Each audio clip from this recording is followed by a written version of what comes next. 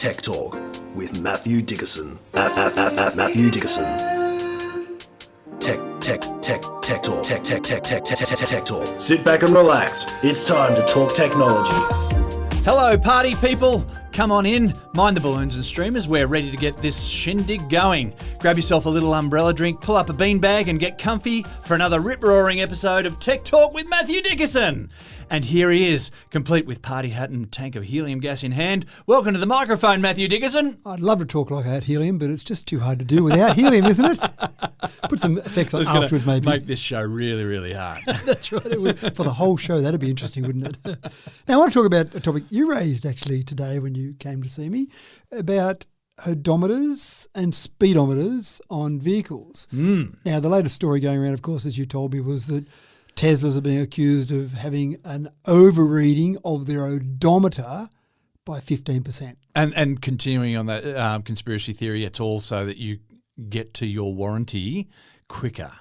And so this has all come about because there's a class action, which I know there are class actions and there are class actions, but there's a class action in the US at the moment where a gentleman... It's just a haven for conspiracy theory. And I don't want to believe it, but, you know, I'd like to know if there's more information going to come out of this. Well, hopefully a class action will bring that out, but the class action is all about the fact that this particular gentleman says that his odometer was going faster than his actual travel, than his real travel, and that resulted in his warranty expiring earlier than it should have, and then he needed some repairs to his suspension, which he said should have been under warranty, but of course he'd driven past the warranty kilometres or miles in America, and so that resulted in a $10,000 suspension repair bill. That sounds a bit... And a little nasty message saying suck eggs. Something like that, that's right. Now, the interesting part here is that Teslas don't apparently record the odometer in the same way that normal vehicles do.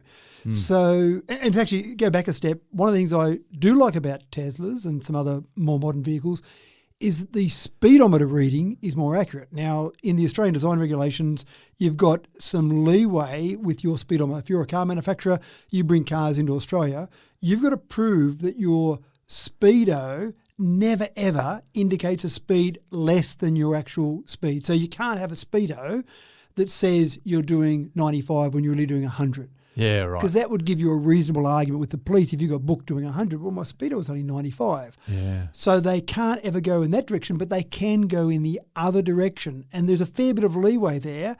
Your indicated speed on your speedo can be up to 10% plus 4 kilometres per hour higher than your actual speed. So if you're doing 100, that means you could go 10%, 110, plus 4, 114. So your speedo could show 114 kilometres an hour when you're doing 100. And see, look, when I'm doing long trips, we might have a podcast going, we might have Tech Talk with Matthew Dickerson running over the speakers or whatever, but I'll always be doing maths. I do a lot of maths in my head when we're doing long trips. And so often we arrive at our destination at a time that is later than what I thought we were based on how fast we were travelling. We've always got to drive a little bit faster in order to make the time that I thought we were going to make. And in the old days... I put it down to them miscalculating with those little signs on the side of the road telling you how far the next town is. I thought they were wrong. Well, I'm a bit like you, a bit of a nerd doing some maths because I'm doing the same thing as I'm going along. It feels like you're cheating when you put your sat-nav in and it tells you the time you get there. No, I want to work it out. But I used to put it down to the fact that you lose more time than you realise when you go through the small town, 60 k's somewhere. Yes, and I was factoring that in as well. Yep. And I was also thinking, maybe I'm going a little bit wider on the corners or a little bit shallower on the corners, all these things, all these forgiveness things, but it's really just about the manufacturers. Possibly. All these people out there now saying we don't want to go for a car trip with Matthew and James because it sounds pretty boring. But I think the thing is... Look, it's funny when my wife says, what are you thinking about? You don't want to tell her. Well, funny you should ask. I'll just give you a 20 minute. Got to carry the 2 and then you're dividing by 120. Yeah. So one of the things that I found, and I had read about that Australian design rule, it's 18/03 for those people interested out there and looking up their ADRs. When I first got a phone that had a Speedo app on it, I went, I wonder how my speed is compared to my speedometer, not knowing about 18/03 at the time. And I found that I was going significantly slower in terms of what my phone was showing compared to the speedo, and that's when I started looking into it and found the 10% plus the 4K. So then I went, well, hold on, I can now go faster, but not every car has 10%. Obviously, that's the maximum they can read under, but it doesn't mean they will. But one thing I was impressed with Tesla when I first got a Tesla was I did the speed app next to the car while I was driving along, someone in the passenger seat, of course, and I found the speed was very accurate. It was maybe 1 kilometre out. So if I was doing 100 kilometres on the speedo, my GPS phone was saying maybe 99. Oh, that's good. That's more impressive.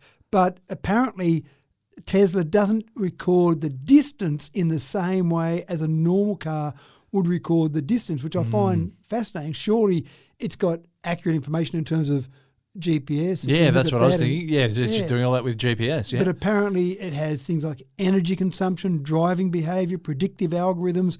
All of these are measuring the actual distance. So I'm confused by that. Why would you do all that? It sounds like the opposite of Occam's razor. You go the longest, most difficult option. That's right, not the simplest one at all. Wow. So anyway, so there might be something in all of this, but it's worthwhile just checking in one of those speed apps in if you're driving a normal car or even if you're driving a Tesla, checking that against your actual speed. I'm not encouraging people to speed here, of course, but it's better to know your accurate speed. And so sometimes when you go past a policeman and you look down and you go, oh no, I'm doing 110, it's 100, I wonder if I get booked.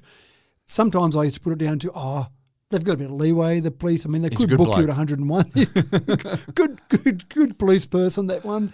But maybe it's just the fact that I was actually doing under 100 because the speedo was so far out. And, of course, police might give you a bit of leeway. Officially, they could book you for 101 because you are breaking the speed. Well, it's a speed limit, isn't it? Yeah, that's right. It's a limit. It's a limit. limit. That's where you're supposed to go up to. Yeah, that's right. So it's interesting that you maybe have gotten away with things not because there was a good person sitting in the police car. It was just the fact that you were doing under the speed anyway without realising it. Without realising it. Anyway, we'll keep an eye on this one. Cheated out of our speeds. All right, well, taking a look at the lineup for today, I see that we're gazing skywards at what's happening in the world of drones. Feels like it's been a while since we last talked about drone technology. I see that China is into building humongous bridges, so we'll investigate how many Mississippis you'll get for a well-hocked loogie over the railing on that one. And for the fans of the 60s adventure show Flipper, we'll see how easy it is to hold a conversation with dolphins these days. But that's all to come later. Our first story is going to leave you a bit out of breath. Now, I like to run. Though I'm yet to take on half a marathon, I think I know from experience at least a little of what it's like to train hard for a cause. Maybe one day I'll have a crack at that 22 Ks. But when you're really put in the hours for a cause, it's really hard when someone shows up at the starting line who you know hasn't done any training, and then they outperform you, hardly breaking a sweat. Spare a thought for the runners who lined up for a half marathon in Beijing recently, only to find 21 humanoid robots also had joined them at the starting line there. Matt, this is it. The seal has been broken. Man versus machine. The day has arrived. This is the first one where you've had humanoid robots competing in the same race against the runners. Now, there's all this arguments about transgender and all that sort of stuff. This is going to blow that out of the water. That's right. What gender do you have for these humanoid robots? Terrible idea. So I like the fact that, I'll give you some times in a minute, but I like the fact that they didn't win. So it's that's good. A tick that's for the humans. Start. The other thing I wanted to talk about briefly is the distance. So it's always been intriguing to me, and I did actually bother to look it up one day because I was intrigued by why the marathon, and then hence the half marathon, is such a strange distance. So the half marathon is 21.0975 kilometres, obviously exactly half the full marathon. The full marathon originally, I suppose, measured in miles, 26 miles and 385 yards. So I just assumed that was a distance that was from Athens to Marathon, the original story of running a marathon. But it wasn't. The distance from Athens to Marathon is a little bit less than that. That distance was arrived at unofficially, then officially eventually, after the 1908 Olympics in London. And the royal family said, gee, it would be nice to start the marathon at Windsor Castle with the kids. See the start, and then you finish at the Royal Box at White City Stadium. Of course. And of course the organiser said, well, this is the royal family asking for this. Sure thing.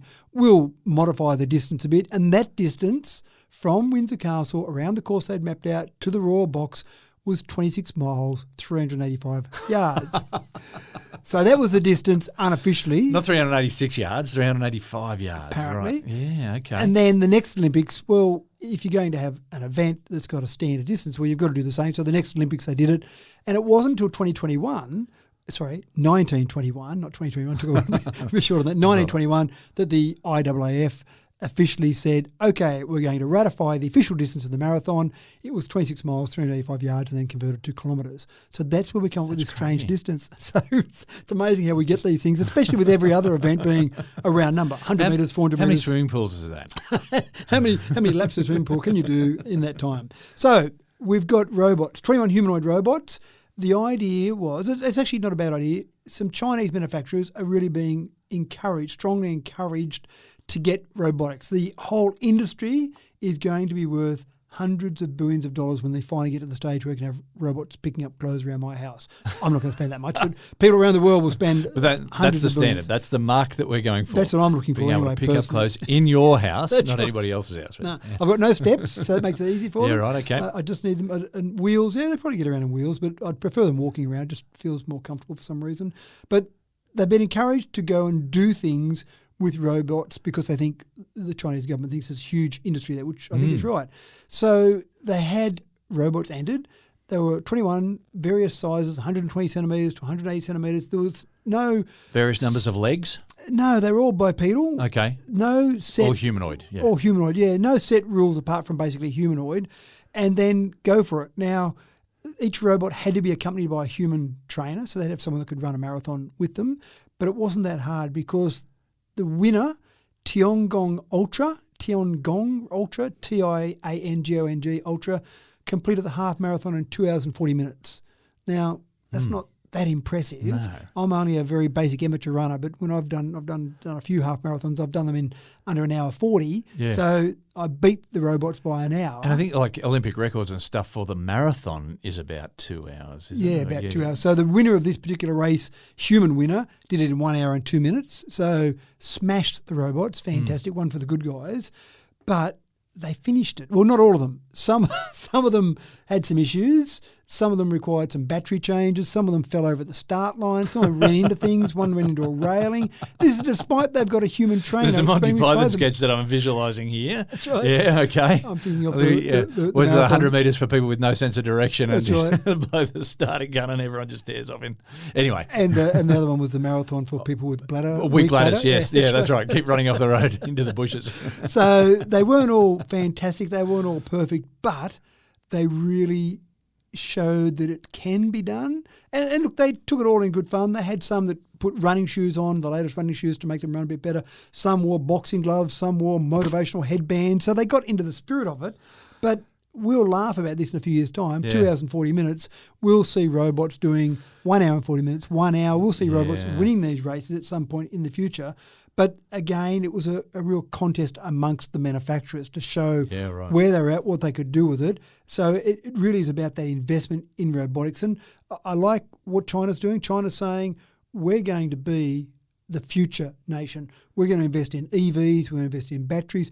They've done huge amounts of investments in things like lithium, processing of lithium, not necessarily mining, but processing. Because if you want some of the raw materials that you can use in things like EVs or even robotics, then you need to get it processed somewhere. You might be able to mine it in some country, but you need to get it processed. China just about has a monopoly on that, which is a bit scary, but also very smart from the Chinese government. Even some of the things that the Americans use in their fighter planes need to be processed in China, which I'm sure America isn't that comfortable about. So this is great news. It's getting me one step closer to being lazier, which is what I'm after. And do you know what? I just had a thought. This could open up like a whole new sport where we have half marathon running robots, but combine that with robot wars or robot battles that they have. There's a TV show where they battle robots, BattleBots, where they've got weapons and stuff and they whack each other as they're running along this course. And they can be like shooting flames at each other and it's the battle at the end. And really, what's the cost at the end of it? Just a bit of metal.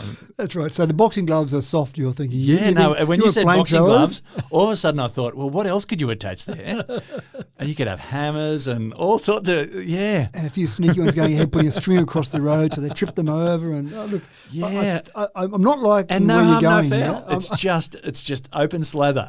It's like old school gladiators.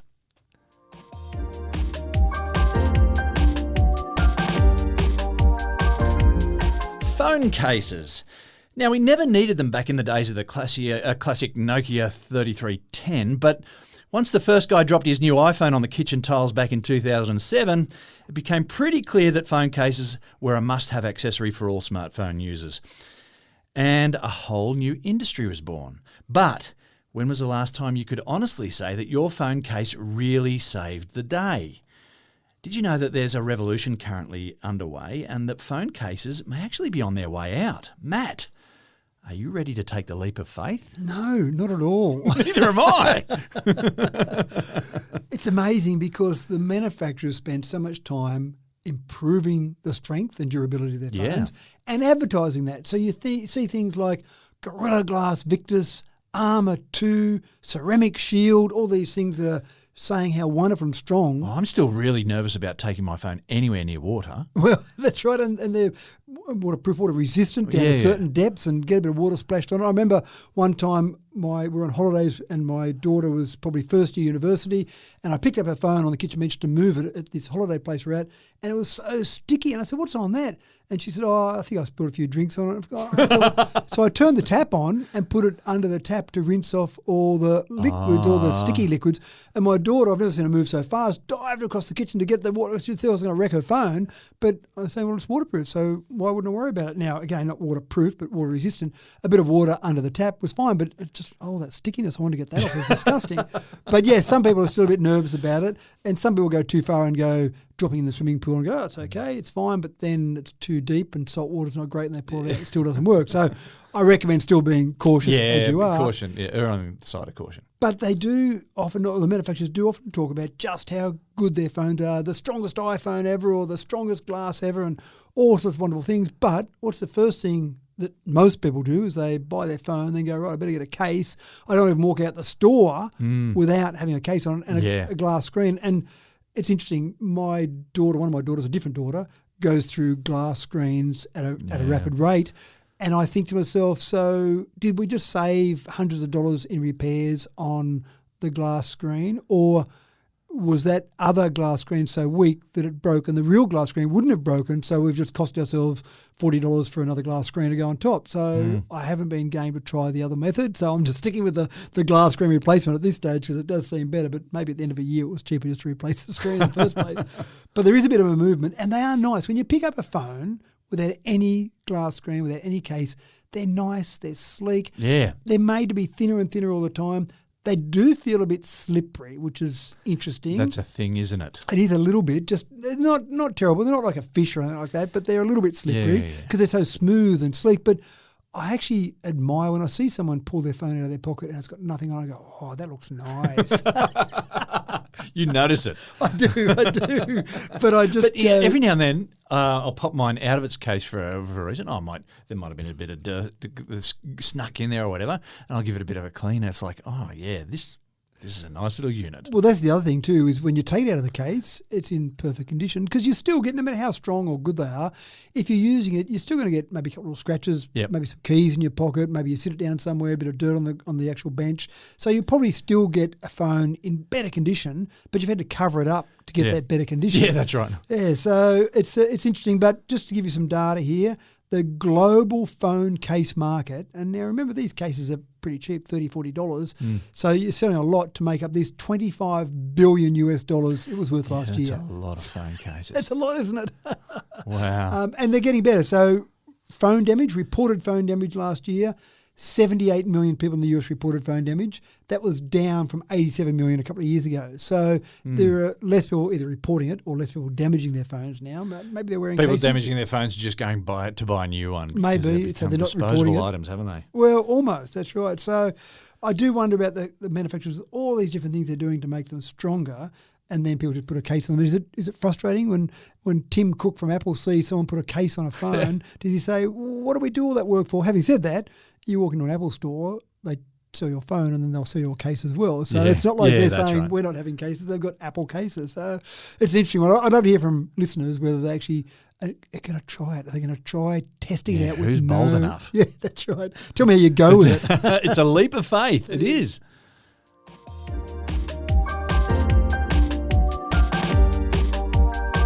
Few things are certainties in this world.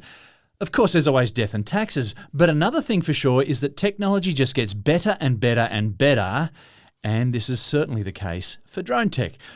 For true drone enthusiasts, though, the competition is hot, so prices aren't necessarily so ridiculous either, Matt. No, and just the features on these are getting unbelievable now. And I remember the first drone I bought, I got it for a Father's Day present. The kids bought me a drone, and I destroyed it within about 3 minutes of using it because I tried to use the follow me. I went out in the bush out to a friend's farm and set it up in the air and then set it to follow my car and then got in the car. This will be cool. I'll drive along and the drone will follow.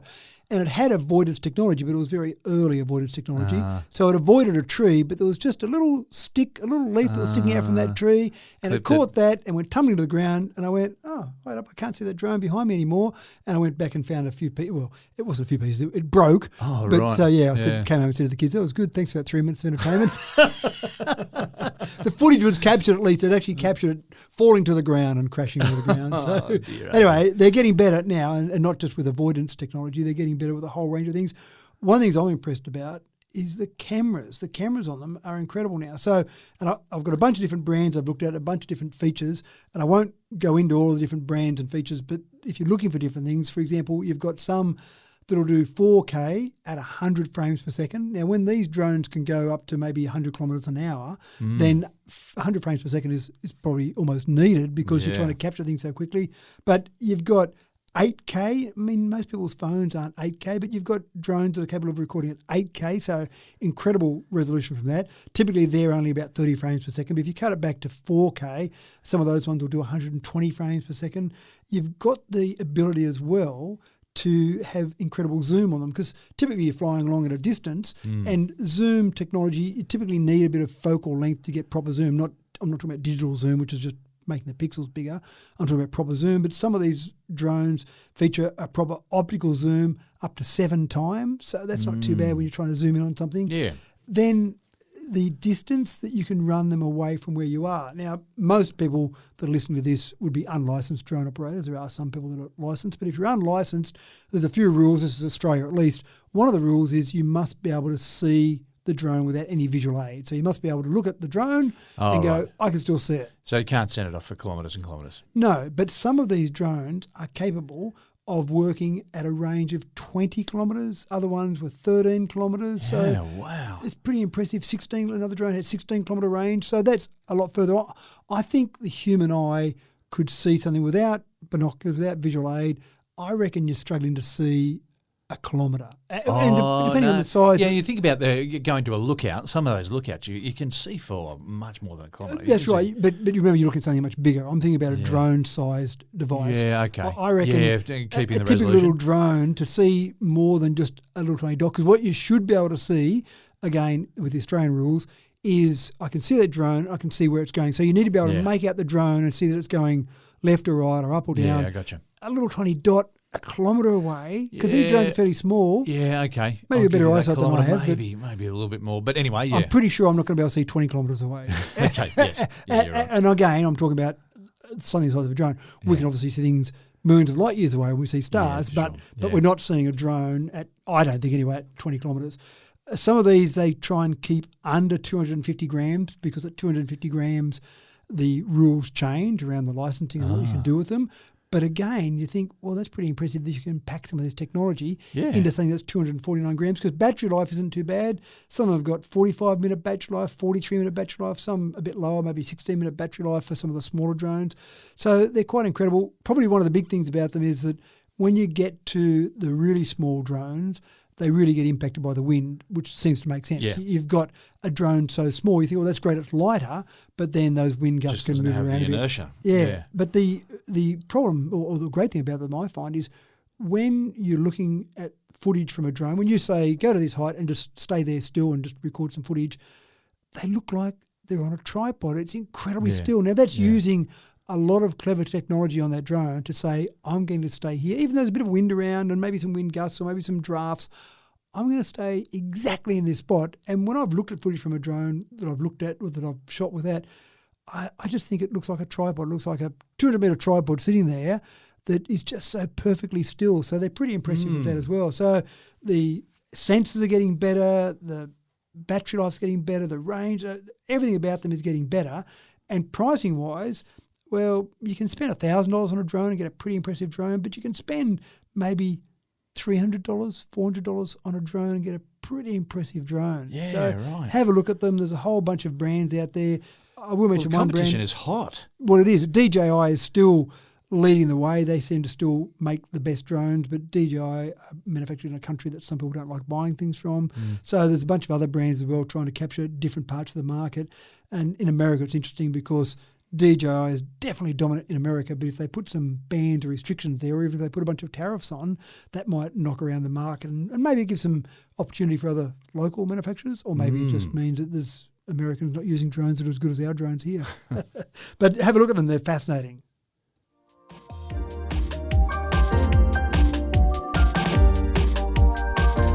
Now, delivering public health messages is tough at the best of times.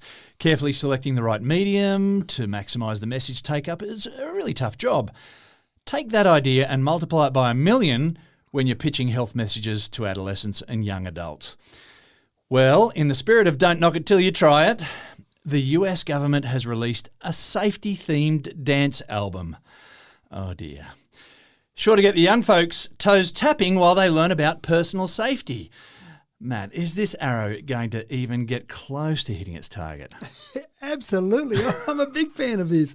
Do you remember back about 2012, Metro Melbourne, I think it was Metro Trains in Melbourne, released a Dumb Ways to Die video? Yeah. And it was a very catchy tune. I think Yes. it was something like don't set fire to your hair and don't poke a grizzly bear and all sorts of things. Piranha bait, I remember using your private parts as piranha bait was one of the things there. It's become the background music to a lot of memes Yeah, as well. Yeah, exactly right. But that took off, and at the end of that, there were a couple of things about trains looking both ways, don't step off a platform, just some things But it like was an that. ad that almost made fun of itself. Yeah. This, I think, is taking itself a little bit too seriously.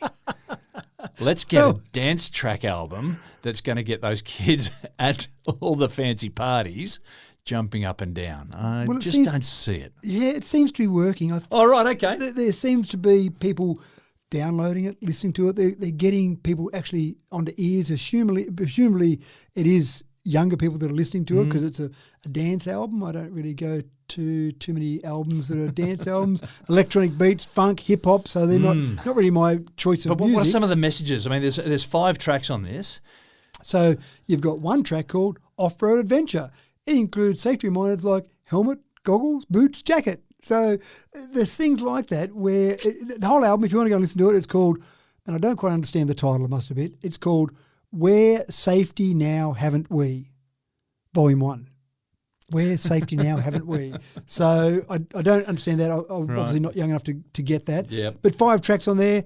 Protect Your Noggin is another 2-minute, 35-second track with a retro hip-hop vibe promoting helmet use. And I hope in that, I haven't listened to that one, I hope in that one that they actually say, when you put your helmet on, do the strap up. Nothing frustrates me more. I'm out riding my bike and I see other kids, in particular kids with parents that have got the straps dangling, and I think, just clip it. If you're going to bother to put it on your head, just clip it, because if you fall off, the first thing that's happening is the helmet falls off your head before you hits the ground. So it's not that hard. Anyway, I'm on my horse now. I'll get over there. But essentially, I like the idea. And I remember Southwest Airlines, I'm sure it was, that did a safety video that was based around Paul Simon's 50 Ways to Leave Your Lover and only a certain number of ways to leave this plane. Yeah. And you can imagine when you get on the plane and suddenly you start hearing Paul Simon's 50 Ways to Leave Your Lover, you start, what's going on here? So it's a bit different. It grabs your attention. And Air New Zealand have been famous over the years for doing a bunch of stuff. But they love to take the mickey, they do. They do. They're classic at it. They're just fantastic. They're So they've in-flight employed videos. people like Peter Jackson and used some of the Hobbit themes to do a safety message. They had Bear Grylls doing a safety message on Air New Zealand about adventures out in the New Zealand wild, but make sure you're safe on the plane. And they even had the All Blacks, the famous All Blacks rugby team in New Zealand, doing some safety messages there. So I think using a bit of humour, using something a bit different, because if you get an adult like you or I saying to a teenager, don't do this or put your helmet on and do it up or whatever it is, they're guaranteed to do the opposite, The opposite, of that. that's right. That's Yeah, right. it's So gonna then get you the brush think, off. well, say don't wear a helmet, and they go, okay, so we can never win. So the question is, how seriously is this dance album going to take itself? And so we'll wait and see. The proof will be in the pudding. We'll see how much it hits its mark, I guess. Well, you're right, and there are some numbers they can work on. So during an 8-year period in the last 8 years in the US, 3,200 injuries for people aged 13 to 24 from fireworks. So part of the message here is fireworks. And I must admit, I remember when I was young, we used to get those balls and, the ones that would shoot 10 balls in the air, and we'd shoot them at each other, which seemed like a good fun thing to do. But when I think about it now, it seemed pretty stupid. And my sister actually had one blow up in her hand when she was holding it to go and shoot 10 balls. It decided to shoot 10 balls into her hand. She ended up in hospital and hand was okay, but we started thinking about whether Guy that was Fawkes sensible. night must have just been perilous at any ICU. Yeah. So the other one in that same period, same age bracket, 13 to 24, 5,100 injuries from phone-related incidents. Now, I don't know what phone-related incidents covers in that time frame. Is it talking on the phone while you're riding your bike? I'm not sure what a phone-related incident is, or phone-related accident, sorry. But there's obviously some numbers there. If this album's successful, then you might see some of those numbers come down. Maybe. You're not convinced. We'll see how it goes. No, I'm not convinced.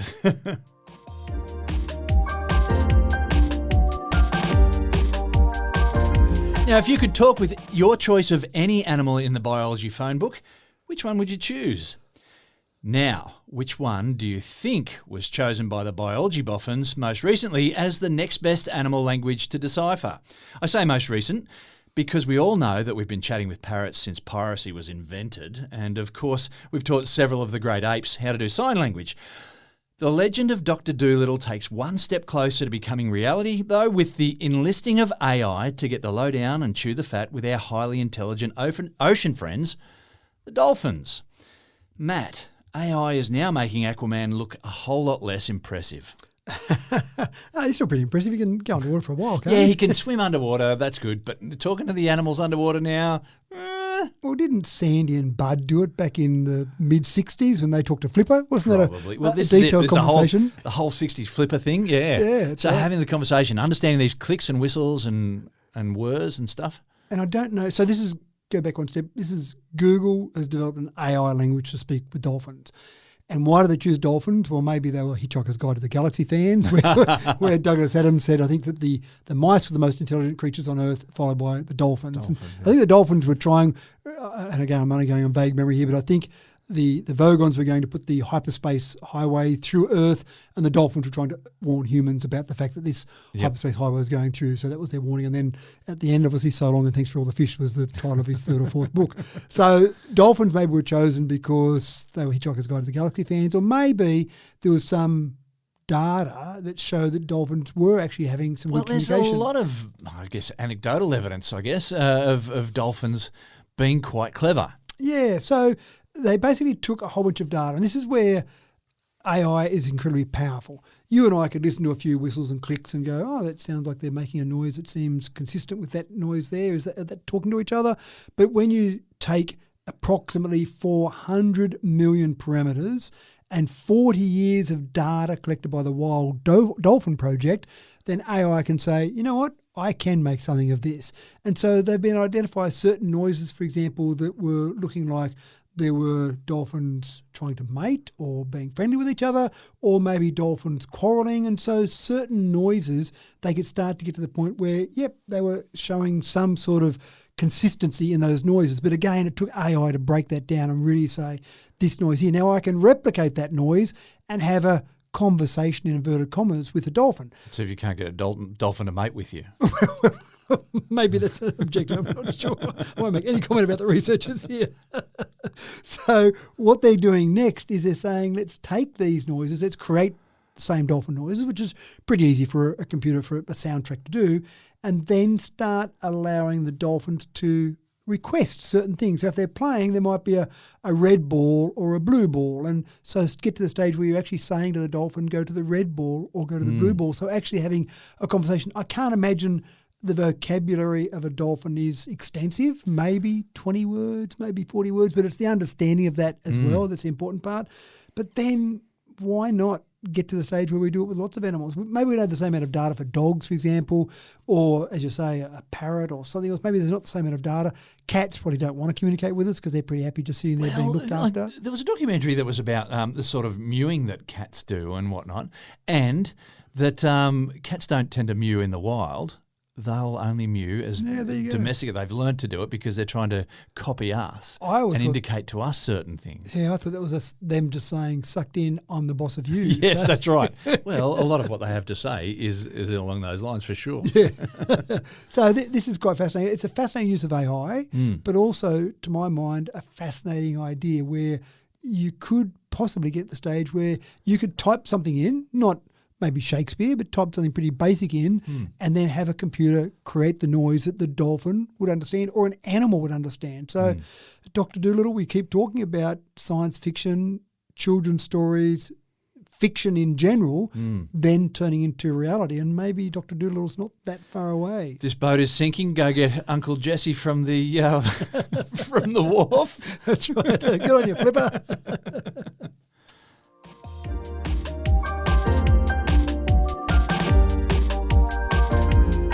Acknowledging Indigenous perspectives has been a significant change in the way much of Western society operates these days. Commonly now in Australia and New Zealand, places are known by their two names, the European name and the local Indigenous name. Now, Apple have tuned into this and have added cultural names to their Apple Map app.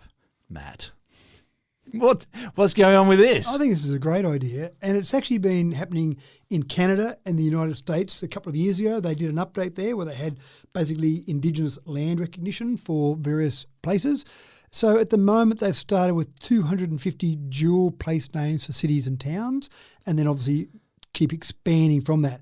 It's not something you can toggle. You can't say, I like that idea, I'll turn that on or off. It's on. Yeah. Basically, they've turned it on now. So if you use Apple Maps in Australia or New Zealand, you will see these dual place names if you go and look for some of those, which I think is great. And we see a lot of it now with even rivers, just various things that we see in our society. Exactly. Yeah. We've got Aboriginal names for those as well as local names.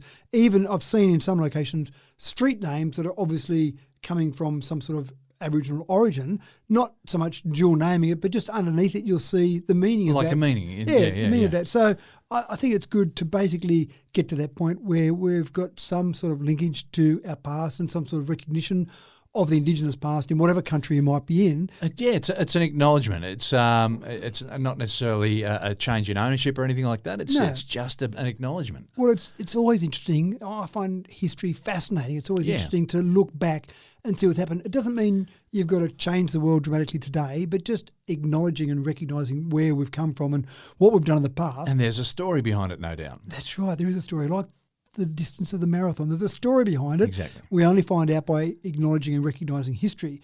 They collaborated with various First Nations people over a 4-year-long consultation process before they did this. And I imagine that would have been a job in itself because you've got a number of Aboriginal nations around Australia, and I don't know so much about New Zealand, but around Australia there's a number of Aboriginal nations, and getting the right people in each Aboriginal nation to have the right conversations.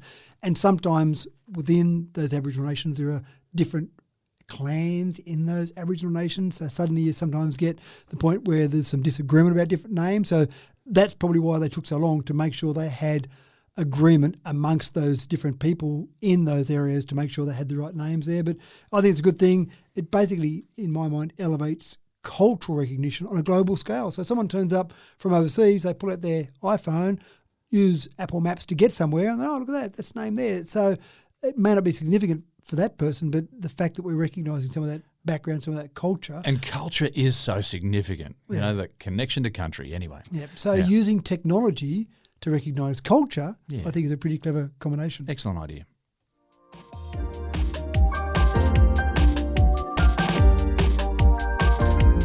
So who doesn't love a wonder of modern engineering? We live in an age of enormous towering skyscrapers and sporting stadiums with impossibly broad spanning roofs. Well, if you haven't done so already, then you need to jump onto Google and check out the new record-breaking bridge in China that spans the Beipan River. It's an impressively long way down, Matt. Impressively long way. A long way to Hokaloogie, as I like to say. Well, I want to pick up on that. I remember when I've been to various high locations and it's safe underneath, I'll often take a coin and drop it and time it. You assume it's safe. Well, I look down there and I can't see anything dangerous to fall into. And then I get my stopwatch out and time it and then use S equals UT plus half AT squared to get second equation there. Yep, that's right, excellent. to get the approximate distance, assuming that a coin is aerodynamic enough that it's not going to reach terminal velocity, it's going to fall at gravity with minimal air resistance. I'm assuming no air resistance there and maybe add a little bit. So I go, the time over there says it's 200 metres. Let's just check that out, dropping this coin and timing it.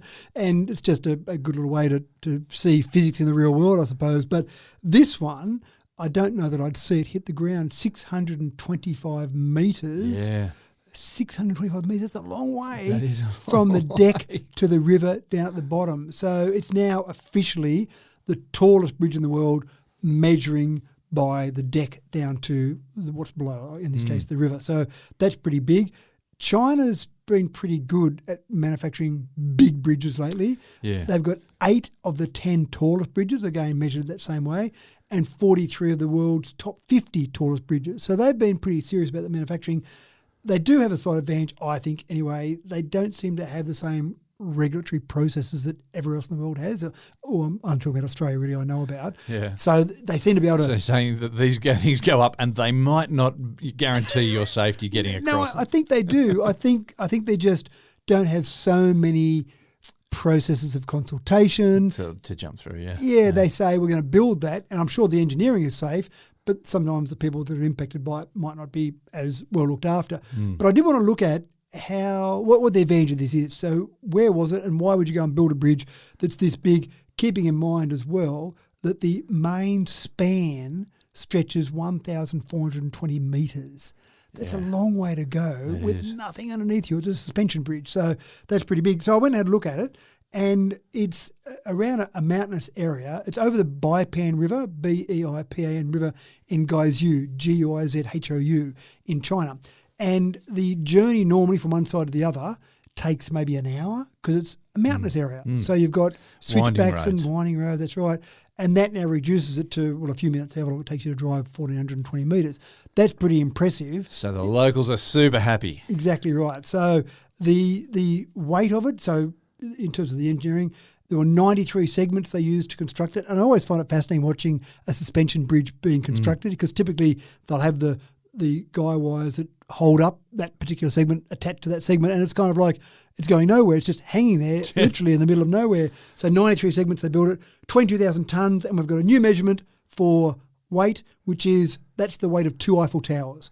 We haven't seen Eiffel Towers before, I don't think, in weight, but that's the weight of it, 2 Eiffel Towers. 2 metric Eiffel Towers. That's right. Because they are metric in France, of course, that makes sense. So that's all pretty impressive.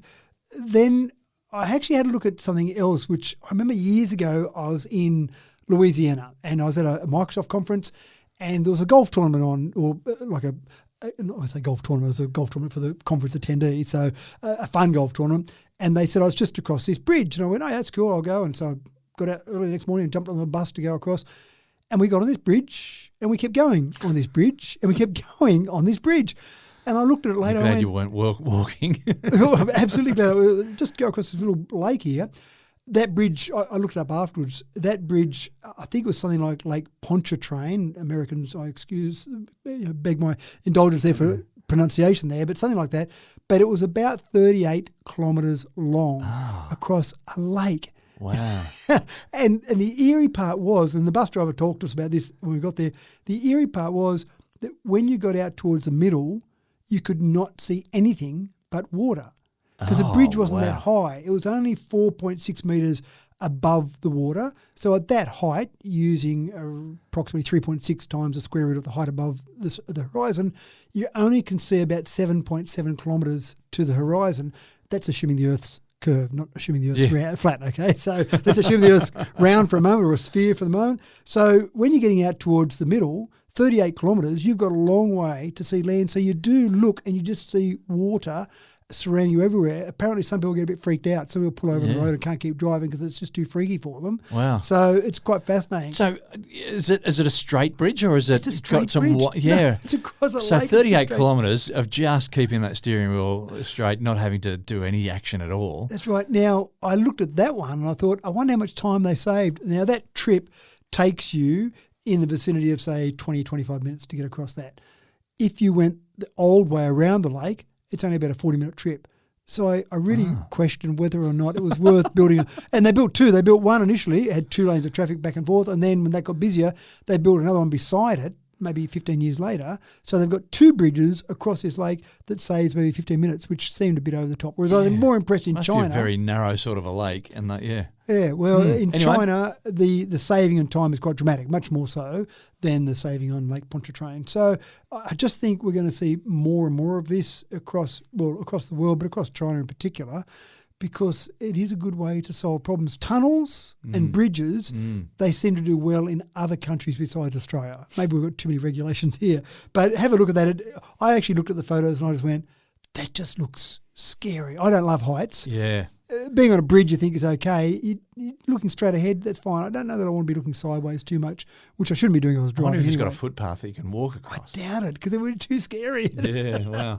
Maybe it has. I didn't see a footpath. Again, No. the images I saw were of the whole bridge, which just looked incredible. As a scenic view at something, it looked incredible. Being through a mountain pass as well, across a valley, it must get some winds blowing across it as well. Yeah, well, that was part of the the sheer factor there, yeah. Yeah, that was part of the design. They went for a suspension bridge with a very small side footprint so that, again, the winds weren't impacting as much. And obviously we learnt some things from the old... Tacoma Narrows, yeah. Yeah, that's right, the old galloping... What was the name they gave it? The galloping ganders or galloping... I don't know, but gantry, you can watch the video on YouTube, folks, Tacoma Narrows Bridge, and we learned a lot of lessons about engineering out of that one. That's right, and obviously apply them now to bridges like this. But, yeah, it's quite fascinating.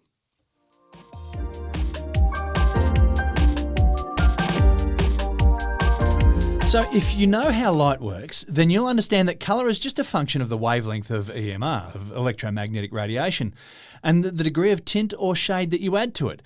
Surely then, there must be a limit to how many colours actually exist. So, how can it be possible that a group of scientists now say that they've created a brand new colour that's never been seen before, Matt?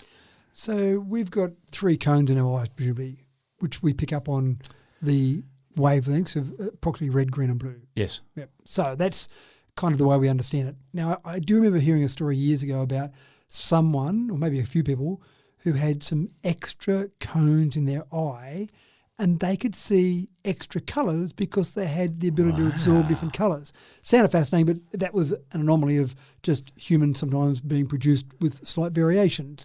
So that seems like we understand colour a bit, although I always find it fascinating that we have RGB, red, green, blue, with our eyes, but then we print things on a printer and we use CMYK, cyan, magenta, yellow and black.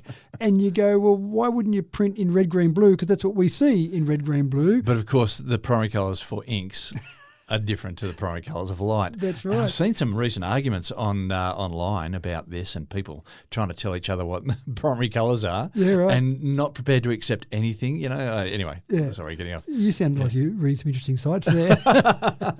So this is quite fascinating where some scientists, and it's not easy to do because what they're doing is they're shooting a laser into your eye, so basically laser pulses into the eye, and they target certain cone cells in your eye to then allow you to see different wavelengths. It sounds pretty scary. So they're avoiding certain cones in your eyes, and therefore you're able to, because the cones have been targeted, they're stimulating, as far as I can work out, these specific colours you haven't seen before. And so they've got this new colour experience, or colour they're calling OLO, O-L-O. And so apparently people, and I'm not sure I love the idea of this, but people get a laser set up at their eye, which doesn't sound like a great thing, and they have laser pulses shot into their eye. Always been told not to do that, but right. Anyway. And then they suddenly go, oh my gosh, I could see a new colour. And it's been blowing people's minds. Anyone that's actually watched this, had this done, it blows their minds. So there's been no LSD involved in this as well? No. And remember the pictures, the name escapes me at the moment, that used to have to try and focus not on the picture to see the shape. Magic eye pictures. Magic eye pictures, that's right.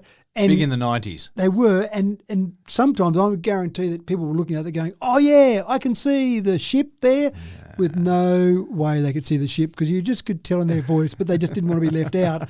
I wonder with this, when someone looks at it and they go, yeah, wow, look at that colour, it's fascinating. And they're going, they can just see a laser pulse. Emperor's New Clothes? Yeah, maybe. Yeah. But let's assume it's all okay for the moment, because how do we validate this? The only way we could validate it is to actually have some laser pulses shot into our eye and say, There's oh, a yes, leap of faith. that's right, and there's that new colour. So it's fascinating that we're learning stuff. We thought we had a pretty good understanding of the eye. We thought we knew a fair bit about the eye. We've got optometrists out there that are really good with helping with our eyesight, and whether it be glasses or laser surgery. But now, and who came up with this idea? Who came up with the idea? Well, I thought, colours are colours, right? And you've got, I don't know, the wavelengths between, it's roughly about 400 nanometres is your violet light, and then you've got about 700 nanometres of EMR as red light. And so that's only a certain number of nanometres that you've got in between that can give you different colours. And then, of course, you can put shade and tint in there. But there's still got to be a finite number of colours still. I've seen the Dulux and Taubmans and Wattle paint swatches that they've got. Sure, there's lots of colours. That's right. But there's got to be a finite number surely, of colours. when you only those three items to combine in certain levels, then surely. But people that are watching it see it as jaw-dropping, surreal, it shimmers, it glows. So, but There we go, I do wonder jaw-dropping. two things. I wonder... A jaw-dropping blue-green. Yeah, something like that. But I wonder who said, let's try and stimulate cones in a different way with laser pulses to get a different colour. Yeah. That was the first thing. And having any idea whether it was going to work, I don't know. But then when they did it, they went, what can we do with this? So what is the point of this? And the only thing I could work out was maybe you can have some next-gen augmented reality. Maybe you could buy an augmented reality headset that says you can see a new colour if you buy our headset. I'm just struggling for the practical application of being able to see a new colour that didn't But exist of course, before. you've got to trust to have lasers shot into your eyeballs. That's right, especially when you buy an item for a few $100s off the shelf and stick it over your head and go, this will be safe, won't it?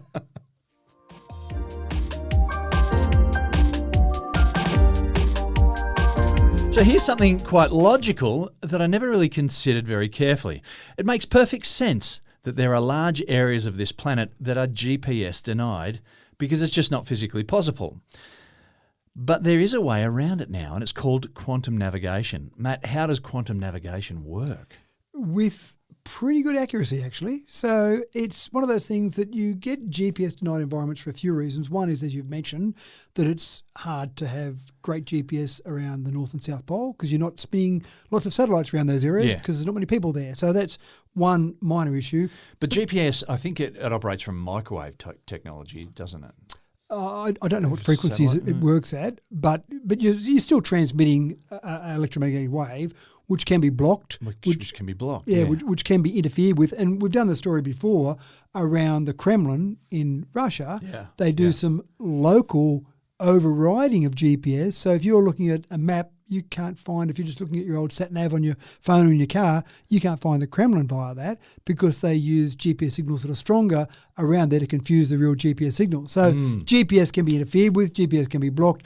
You can be in some parts of the planet where you don't have GPS. Now, if you're on a plane flying along, then you kind of want to have good GPS signals because we rely on that now. We used to rely on other methods of navigation, but now we've got GPS. So if something happens where it's jammed or it's spoofed or you've got interference, then you've got some other more basic things on a plane like compasses or modern versions of that, if you like. Just see, you see the pilot of the A380 pulling out this old brass thing that his grandfather's handed down. That's right, and then tapping it a few times just to get the needle going the right way. That's right. So when they do that, they lose a fair bit of their accuracy, as you can imagine. They've still got some idea of the direction they're travelling and they'll be able to see a runway eventually when they get to that landfall, but we've seen a plane many years ago shot down out of the sky because the pilot made a little error in terms of navigation. Now, again, that wasn't loss of GPS, that was a different scenario, but it's pretty important that we know where we're going because there are some countries that you don't fly over. Exactly. I always find it frustrating when you're flying on an international flight and you look at the map and you see a little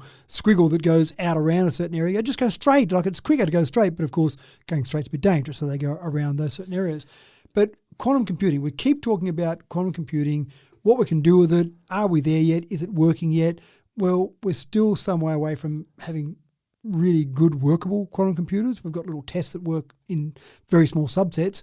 We're also some way away from having them commercially available rather than just in some sort of experimental lab. But to give you an idea of the power of quantum computing and the power of using quantum, then you've got quantum magnetometers. Did I get that right? Magnetometers? That sounds right. And they're basically using the trapped atoms that react to Earth's magnetic fields for navigation. So you get to the point where you could have these on planes. So if you're in a GPS-denied environment, you can still keep your accuracy within maybe 20 metres of where you are. Now, standard GPS maybe gets down to 3 metres. So it's not as good as standard GPS, but this is not getting any external signal. So it gives you the idea of the incredible power, and that's what this is relying on, incredible power of quantum computing to be able to get things to a very accurate level, even though you've got maybe not great accurate data coming in. So it's not there yet, but this is just another thing that we'll find that you'll get better with quantum. They estimate at this stage that this level of accuracy is about 50 times better than our traditional backup systems. So presumably that means that our traditional backup systems get it right within maybe a kilometre compared to maybe 20 metres. So, and that hopefully your pilot's not going to get the plane lost. Not in a kilometre. A kilometre's still okay, you would think. Yeah. Except when you come to land. If you miss the runway by a kilometre, then that's that an might issue. be bad. But hopefully you you'd can be get able visual. to see it if you can get a visual. That's right, yeah. Whoops, the highway, I thought it was there. So again, I suppose the thing here is that this is just the power of quantum, which we don't know what we can do with quantum yet, and we just don't know the power we're going to be able to capture. But there's lots of examples like this we'll see where we'll see quantum computing just go, wow, what an incredible usage of that, hopefully for the good, not for the bad. Something of a revolution there. And that's all there is for today. There's nothing left to read here except a smattering of tea leaves in the bottom of a cup, and they're in a shape of a big old thumbs up. Thanks for another cracking Tech Talk, Matt. My pleasure. And yep, thumbs up. I'll go and do some training now because I know I'm going to be running in a race at some stage against a robot. And I want to be able to beat them at least the first time that I race against a robot. So I've got to keep my training up. Well, I'm off to go and source some drones. Got to get myself a drone. You can do some droning of me running if you like. So. Thank you, listeners, for tuning in once again to Tech Talk with Matthew Dickerson. Remember, our Tech Talk is the best sort of tech talk, and when you're on a good thing, you must never let it go. I'm your host, James Eddy, signing off for another week. But before I go, a quick reminder. If you haven't done so yet, hit the like button and maybe even subscribe through your provider, and better still, get your friends into the action too. In the meantime, take care, and we'll see you in a week's time.